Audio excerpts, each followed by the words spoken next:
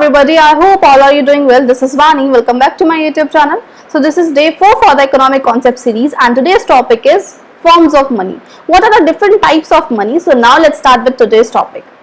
So forms of money में क्या क्या points आते हैं? तो हमारे पास 4 forms of money होती है, 4 types की money होती है. That was fiat money.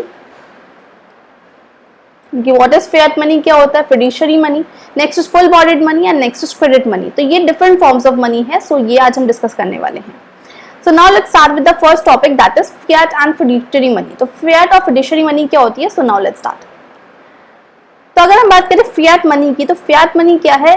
वो money जो issue किया जाता है by order and authority of the government. जो government के order and authority पर जो भी money issue की जाती है, that is called fiat money, right? तो जो भी हम नोट्स कॉइन्स इशू, जो भी नोट्स कॉइन हम यूज करते हैं, that is fiat money, and जो गवर्नमेंट के ऑर्डर एंड अथॉरिटी पर इशू किए जाते हैं. तो यहाँ पर लिखा है it include all notes and coins with the people in a country are legally bounded to accept as a medium of exchange. जो हम as a medium of exchange use करते हैं और इट लीगली बाउंड है कि हमें ये as a medium of exchange use करना है, that is called fiat money, notes and coins जो हम आज यूज करते हैं, right. Next is fiduciary money. अभी फिड्यूशियरी मनी क्या होता है? तो is that money which is accepted as a medium of exchange because of the trust between payer and the payee. मतलब ये वो फॉर्म ऑफ मनी होती है जो एक्सेप्ट की जाती है as a medium of exchange. हम इसको as a medium of exchange accept करते हैं, लेकिन यहाँ पर कोई गवर्नमेंट की अथॉरिटी नहीं की, कोई गवर्नमेंट ने ऑर्डर अथॉरिटी पर नहीं किया है कि आपको ये as a medium of exchange use करना है, जैसे हमने फिएट मनी में बात करी है. यहाँ पर जो हम फिएट मनी में, फिड्यूशियरी मनी में जो मीडियम ऑफ एक्सचेंज यूज करते हैं, बिकॉज ऑफ द ट्रस्ट है हमारे बीच में, पेयर और पे के बीच में ट्रस्ट की वजह से as a medium of exchange use किया जा रहा है, that is called fiduciary money, जिसमें एग्जांपल है चेक्स का. अब चेक्स जो है गवर्नमेंट ने तो इशू नहीं करे, गवर्नमेंट के अथॉरिटी पर इशू नहीं हुए, ये बैंक्स में हुए हैं. तो हमारा पे और पेयर के बीच में कंसर्न बना है, ट्रस्ट बना है, जिसकी वजह से हम इसको as a medium of exchange use कर रहे हैं, that is called fiduciary money. तो ये है फिएट मनी और फिड्यूशियरी मनी का डिफरेंस, और हम बोल सकते हैं होता क्या है ये. नेक्स्ट जो फॉर्म ऑफ मनी आता है इसमें, that is full bodied money and credit money. अभी फुल बॉडीड मनी क्या होता है और क्रेडिट मनी क्या होता है?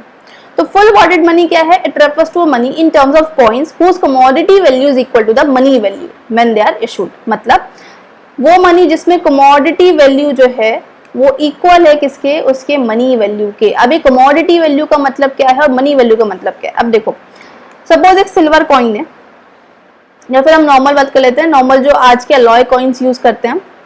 तो इफ सपोज ये एक सिल्वर या फिर हम अलॉय कॉइन्स की बात कर रहे हैं, अब इस अलॉय कॉइन के ऊपर 10 रुपीज लिखा हुआ है, राइट.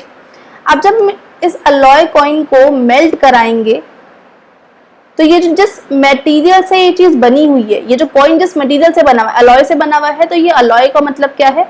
ये है इसकी कमोडिटी वैल्यू, या ये है कमोडिटी. और जो इसके ऊपर लिखा हुआ है कि 10 रुपीज, तो ये क्या है? इसकी मनी वैल्यू.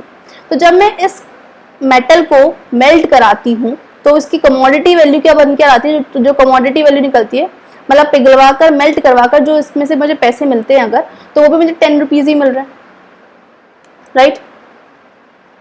और अगर मैं इसको एज अ कॉइन यूज कर रही हूँ, जो 10 रुपीज उसके ऊपर लिखा है, तो भी इसके क्या है? 10 ही रुपीज है.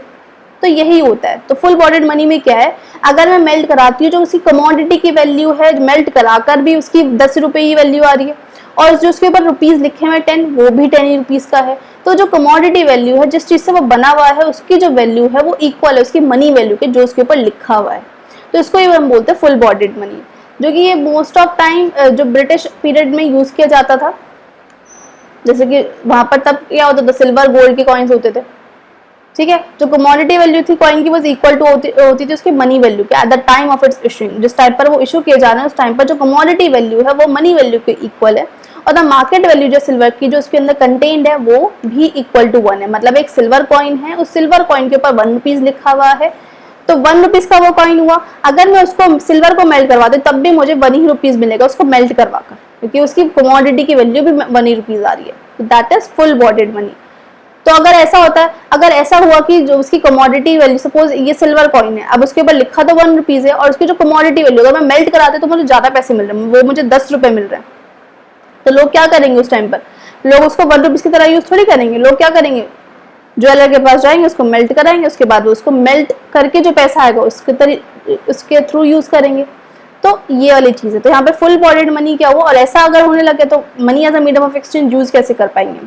तो फुल बॉडीड मनी बेसिकली क्या है, जिसमें कमोडिटी वैल्यू उसकी मनी वैल्यू के इक्वल होती है। नेक्स्ट उस क्रेडिट मनी। अब क्रेडिट मनी क्या होता है, जिसमें कमोडिटी वैल्यू जो है वो लेस होती है उसके मनी वैल्यू के।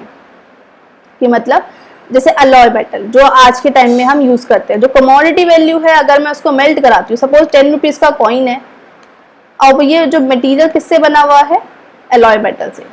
तो अगर मैं इस अलॉय को मेल्ट कराती हूँ तो मुझे मिलते हैं 5 रुपए मेल्ट कराने के बाद, उसकी मेल्टिंग जो स्टेट होती है, क्योंकि कमोडिटी उसकी इतनी ही वैल्यू आ रही है, और जिसके ऊपर लिखा हुआ है 10 रुपीज मिल रहे हैं। तो दैट वाज गुड कि अच्छी बात है कि मैं उसको कैसे यूज करूंगी, मैं उसको मेल्ट कराकर थोड़ी यूज करूंगी, मैं उसको कैसे यूज करूंगी, एज अ कॉइन यूज करूंगी जो कि 10 रुपीज की वैल्यू दे रहा है।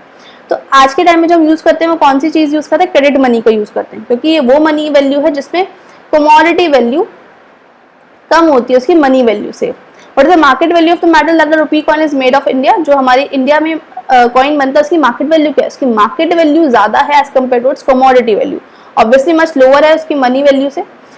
अगर ऐसा नहीं हुआ तो लोग क्या करेंगे, लोग चीजों को यहाँ पर मेल्ट आएगा, लोग कॉइन को मेल्ट करवाएंगे और जो मेल्टिंग वैल्यू है उसको ज्यादा रेट पर बेचेंगे और मनी वैल्यू का एज यूज नहीं करेंगे। तो ये होता है डिफरेंस मनी वैल्यू क्या होती है, और सॉरी फुल बॉडीड मनी क्या होती है और credit money. Full bodied money जिसमें कमोडिटी वैल्यू इक्वल है मनी वैल्यू के, और क्रेडिट मनी जिसमें कमोडिटी वैल्यू कम होती है मनी वैल्यू से। So I hope all are you understanding well. So this is a topic, so छोटा सा टॉपिक था हमारा ये। So thanks for watching and don't forget to like and subscribe my channel.